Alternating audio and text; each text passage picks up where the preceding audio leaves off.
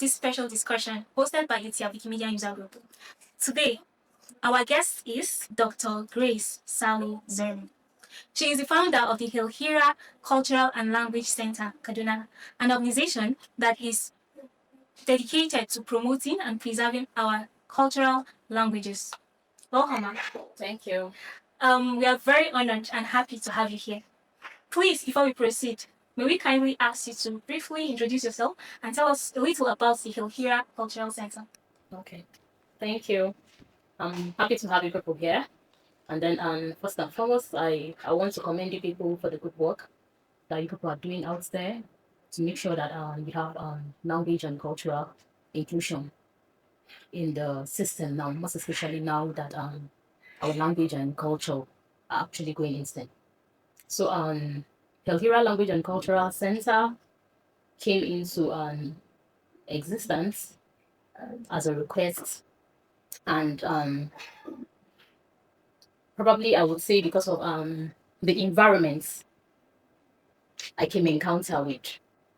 So it was out of curiosity that I actually wanted to fill in the gap and actually provide solution, and that was why Hyelhira Language and Cultural Center came into existence.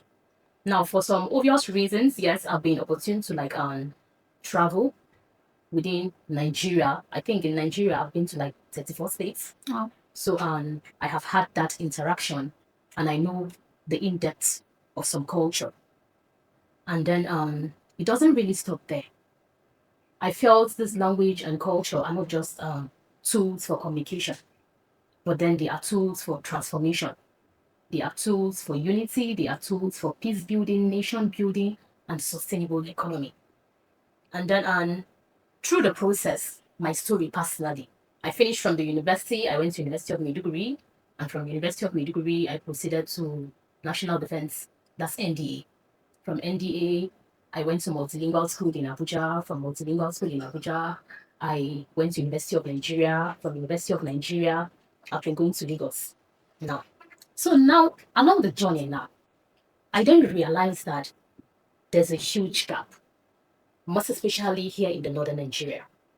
Like, we don't really see this language as a tool for nation building. And then I felt, okay, with my exposure, understanding, I could actually fill in the gap and actually bring a level of sustainable empowerment, most especially to our youth.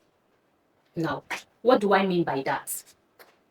I read French, and then after school, I decided to engage in business, of which I travel and I bring fabrics, clothes, shoes, name them, and then I sell. Now, I was able to achieve that because I was able to break that language barrier. For me, it was a free flow. So anywhere I find myself is actually adoptable for me because I have been able to use the weapon and my tool of empowerment. And then I felt, okay, why don't you start this? Now, by so doing now, you're actually changing the orientation of people and telling them there's a hell lot that can be achieved with language proficiency. So it's a lot of things that actually made me to form Hyelhira Language and Cultural Center. I just talked about one of the economical benefits of it and the empowerment. And then security. Now we're going into security. Some years back, I was almost being kidnapped. And then it happened that the vehicle I boarded, they never knew I understood Hausa. And then I kept quiet all through the journey, and then they were conversing. So I allowed them when we got close to a checkpoint. I told them I needed to pick something from my box. And the driver agreed. We stopped. And then I was able to carry my box and I ran. I absconded. Now, these are some of the critical things behind language and cultural promotion. Now, if I don't understand Hausa, maybe I would have been forgotten. And these are some of the things that made me to embark on this journey of this language and cultural promotion. Because we are facing a lot of security challenges, security threats, and all that. And then we still have the solution. And part of the solution is still this language and cultural proficiency. And most times we don't see it as important. But for me now, that saw it, visualized it, and then it made me who I am today. And then I decided that, okay, with the experience I have, I should be able to preach this out there. And that was part of the reason why, to mention but a few, I decided to have Hyelhira Language and Cultural Center. So that I would be able to tell the people out there that language are not just tools for communication. Language are tools for empowerment. Language are tools for promotion. Language are tools for security. Now, even in our homes now, you find out you have a visitor. And then probably you want to tell your child or you want to tell someone something secretly. How do you do that? Because the visitor you have now probably understands English or the person understands Hausa. But it's possible that the person does not understand your local dialects. Yes. So a lot can be saved, a lot can be achieved through language. And that was why I decided to embark on the journey of Hyelhira Language and Cultural Center, so that we'll be able to educate the public, educate the people, the society, the organization, that language cuts across every sector. When I mean every sector, by the time we begin to digest it for you, then you know that language is your identity, is who you are, what you stand, what you represent, and who you are. So whether you look at it in all forms of life, everything still boils down back to this language. So that was why I decided to embark on the journey of Hyelhira Language and Cultural Center. Oh, that was a really powerful inspiration. And in the course of your discussions, you've already answered our first question, which is what inspired you to establish the Hyelhira Language and Cultural Center. And you've told us a lot of things, both economical, social, and even financial, that helped you and inspired you to establish this center. You've also answered the question of the gaps you were hoping to address in language and cultural preservation. You've mentioned that language is our identity. But then, bringing it down, pointing it back to our middle belt and area, we would discuss more on why this language and cultural preservation is important. So, to the next question, are you familiar with the cultural region in Nigeria called the Middle Belt? And if you are familiar with the Middle Belt, can you mention few languages found in the Middle Belt? Okay. Kaduna is a Middle Belt. Yes, what part of Kaduna? Southern Kaduna. Yes. Southern Borno Yes. is a Middle Belt as well. Jos is a Middle Belt. Abuja is a Middle Belt. Nasarawa is a Middle Belt. So we have a lot of it. But it's just that most times people are not educated. They don't know the difference between the North and then the Middle Belt. And then a lot of people have this perception that they feel that, okay, it's just the North. But they don't know the differences between the North region, the Middle Belt region, and then the languages that comprise both the Middle Belt, the Northern and the Southern. So like in Kaduna now, for example, Tyap, just as you represent, is also a Middle Belt language. Hope I've answered your question. Yes, you have. Okay. And it is, like you've mentioned, a lot of people are not really educated on the difference between the North and the Middle Belt. And some people feel, okay, all these places just comprises the North, and they feel like, okay, the only language we have here is Hausa. Yes. So then the next question is that many indigenous languages in the Middle Belt are facing declining usage among younger generations. Emphasis on younger generations. Many youth today, they don't want to speak the native language, probably because they feel it is not woke enough. And then this, what do you see as the biggest threat to the survival of these languages today? Now, for us to actually be able to address that, I will be very, very sincere with you and tell you practically that it's not the fault of the youth, not the fault of the modern generation. That's for me. I will tell you that. And where will I tell you that now? I have had the opportunity, I have interfaced with over 5,000 children. Wow. That's in Kaduna alone. I have had like personal interviews with these children. So I'm going to take that back to parenting. It's not a child that breathed himself and brought himself to the world, right? The parent did that. And then it is the responsibility of every parent to make sure that you teach your child his or her local language. So you can categorically see it that it's not the fault of the younger generation, though the younger generation have their own, but then it still boils down back to the parenting. Yeah. So sorry, if I could then, if from what you say, I can safely say that the biggest threat to the survival of this language is parenting. That's why I said not completely. Okay. You understand? It's not completely because now you tend to find out that there are parents that teach their children this local language, but then the children don't understand it, right? And possibly because of the system that we find ourselves now. So let me bring it practically to the north. Let's take it up from there now. When you go to the west, you find out that the gap is not as much as it is in the north. I stand to be corrected though, because they have actually gone very, very far by promoting their local language. So that is why you find out that even in the modern generation where we are now, a lot of us sing Yoruba music without even understanding what it is. Why? Because they have promoted their language to some extent. Now, the Adire that me and you wear is a product of what? Is the product of the West. You understand? So now you can categorically see that they have actually gone far in promoting their language and their culture. Not like us here in the north. Though a lot of people are trying their best, and thank God for initiative just like you people and us that we're actually giving in our best. So now you now find out that this gap, these challenges now, it comprises of a lot of things. Now, societal pressure is there, intermarriages too are there, and a whole lot. Yes. Thank you.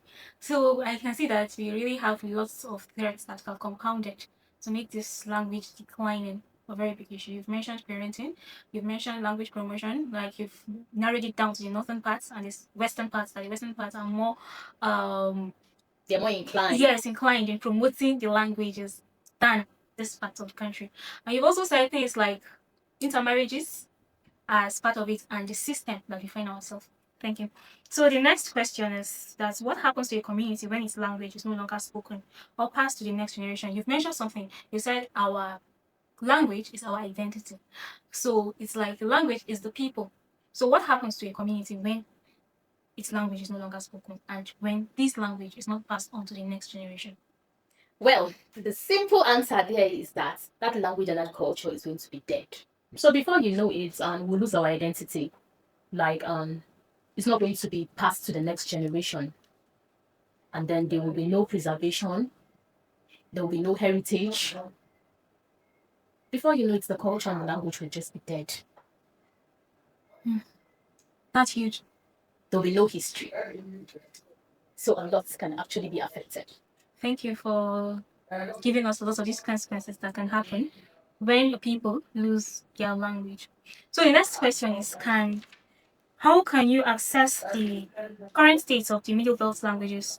The Middle Belt languages like Tyap, Ju, Bowe, Bagi, Mergi, and other Middle Belt languages when the parent-child transmission, documentation, and government attitude toward their promotion, development, and preservation. How can you access the current state?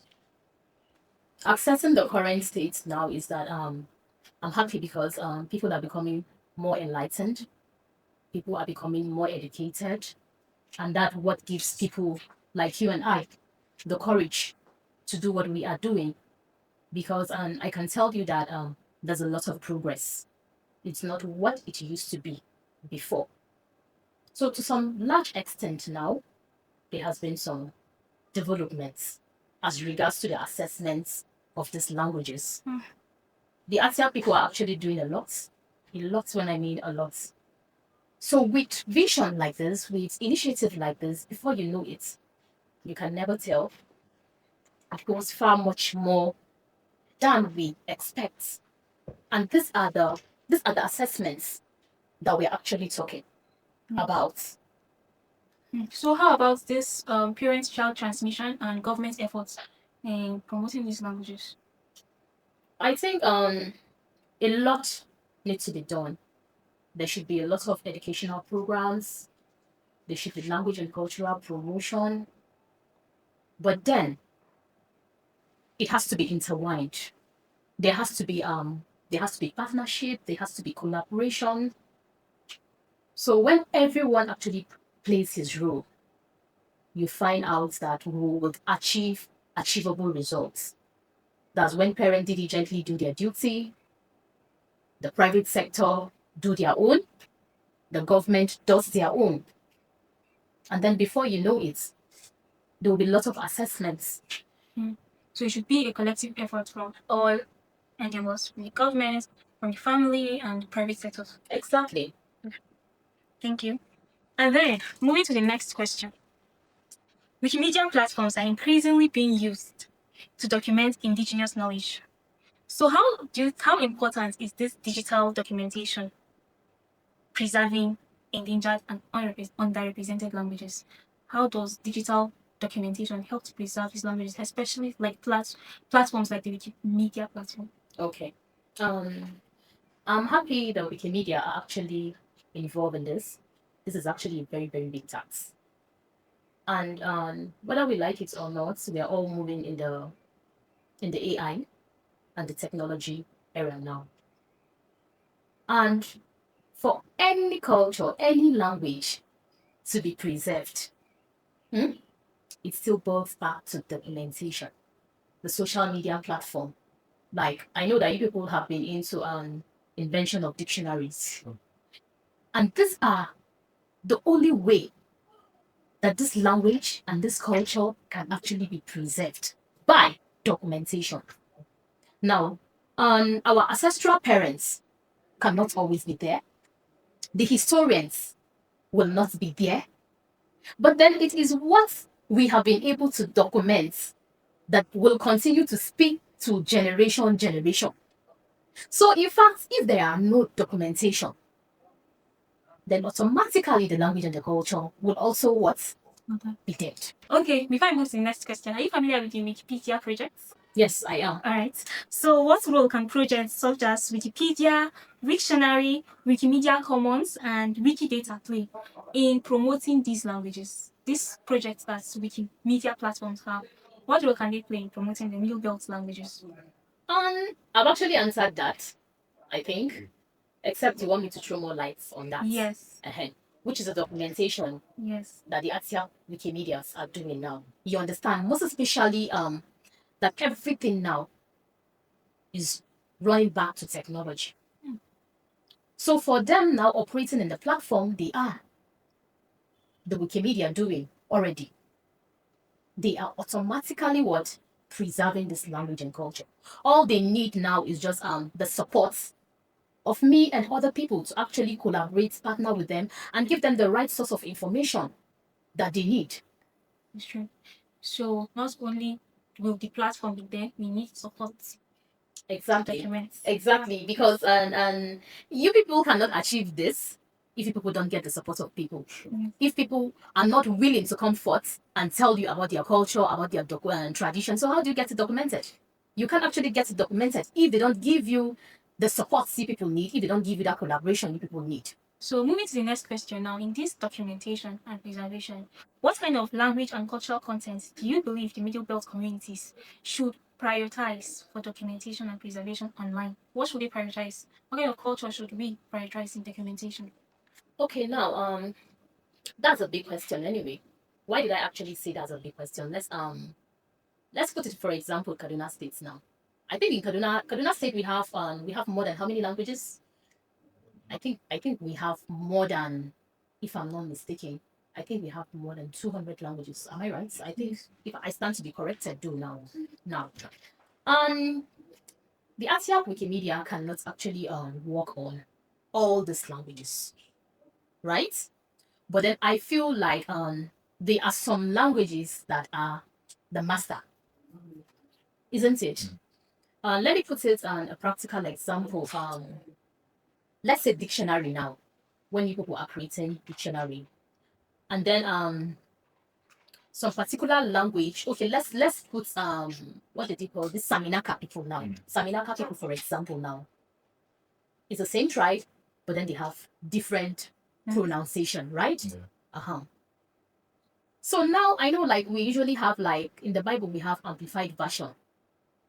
Now you people can actually document your translation, and then you people will actually put it A, B, C. That's, these people actually pronounce theirs this way. These people actually pronounce this way. So now you now see now that at the end of the day, now you're actually carrying everybody along. It's the same tribe, but then we are looking for the same vision and the same results. Do you understand? So now at the end of the day, now you people are actually marginalizing all of them for that documentation, simply because, and if we say you people will cover all, then we are going to be talking of years before these things can actually be achieved. So back to your question now. I feel the basic thing to do is to pick for the most prominent one, yes. Then probably they'll look for the ones that are dying off completely, so that they will not be forgotten. You know, there are some that are just in between, there are some that are known, and there are some that are not known. So I feel there should be a balance, most especially when it comes to content. And there's a lot of content that can be put out there. You understand? When it comes to educational aspects, like things that would actually entice these young ones. You know, we have programs that are being done in animation. You know, it brings out their curiosity, it brings out that joy, that drive in them. Do you understand? There are lots of contents that can actually be put out there. Music, we know everybody is in love with music. So contents like music can actually be put out there in local dialects. Animation can actually be put out there in local dialects. You know, creativity can be put out there in local dialects. In terms of language usage, do you hope to see many of our indigenous languages, not just Hausa, Igbo, and Yoruba, being used officially in Nigeria, like in Mali, Zimbabwe, India, and South Africa? Of course, definitely. For example, China now, if you're going to China, you have to learn their language. If you don't learn their language, you have to get someone that will do the translation for you. Now, these are of great value to them. And it does not stop people from traveling, going for tourism. I feel the same thing should be applicable to us here. You understand? Like, when you go to Lagos now, you find out that mostly what they speak there is Yoruba. You understand?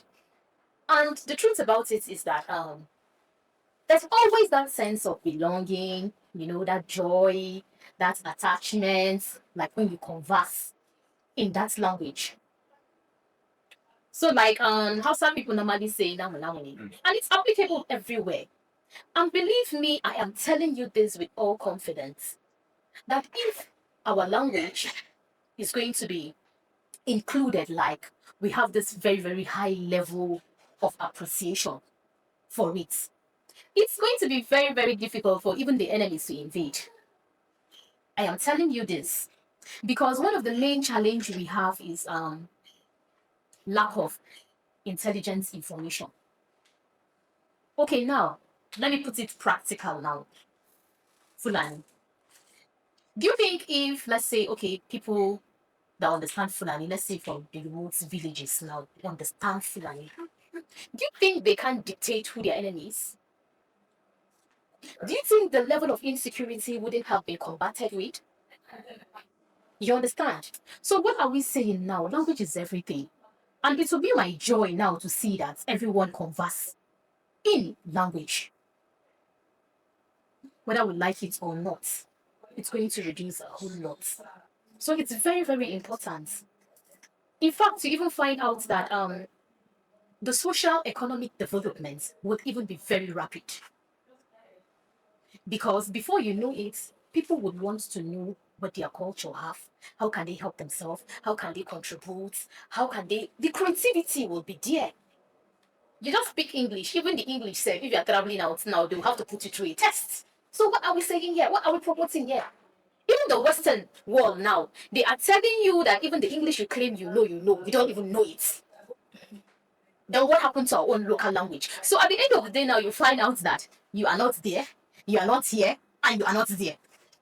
So for me, it's going to be It's going to be my greatest joy now to see that, okay, now when you go to the markets in Kaduna now, you find out that they're speaking local language. Because if other people are doing it out there, then why can't we do it?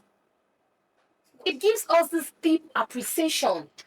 It keeps us attached to this culture, and then the love, the unity, the expression, everything will be taken care of.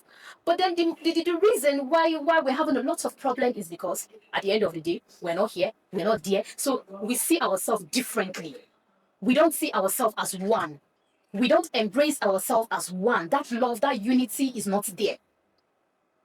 So it will be my joy now to see that at the end of the day, in fact, I have interfaced whereby you see some people will tell you, Auntie, I want to learn how to speak my language. I want to speak my language. But my mom does not teach it.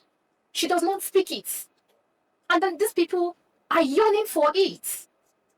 I'm telling you, if today we would wake up and see ourselves speaking our local dialects, the whole narration will change. Our problems will be solved.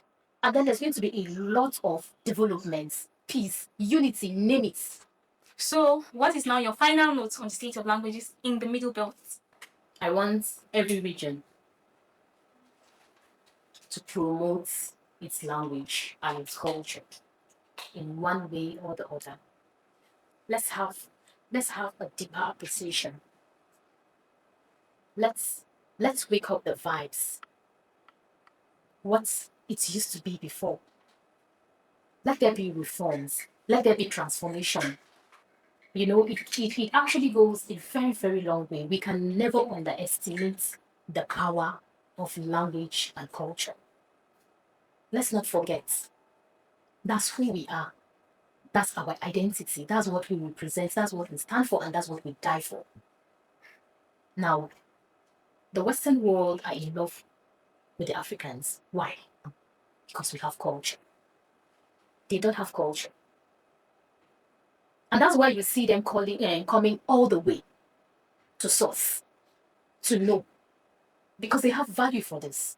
So then what about us? I think we should look into it, and then everyone should actually embrace this culture, have a deeper appreciation for its culture, and then with that we can be able to build a sustainable development and empowerment, not only for our regions, not only for our states, not only for our youths, but then the nation at large.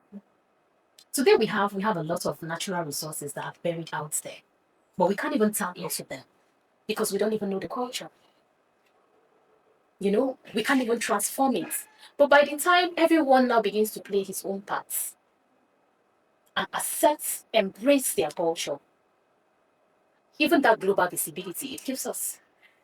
So my advice is that everyone should love his culture, appreciate his culture, and practice his language and his culture. Preserve it for generations to come, so that our parents will not die and die with the vast knowledge they have without transforming it, transferring it to the young generation. Thank you. Thank you very much. We have learned a lot and we have gained a lot of insights from Dr. Grace Saleh Dzarma. Thank you very much once again. You're welcome. And we have seen that we need to put in lots and lots of works to preserve our languages. It's not just for the private sector, it's not just for the government, it is for everyone. All hands must be on deck. Thank you for staying with us to the end of this interview. My name is Zasan Dushan. Thank you.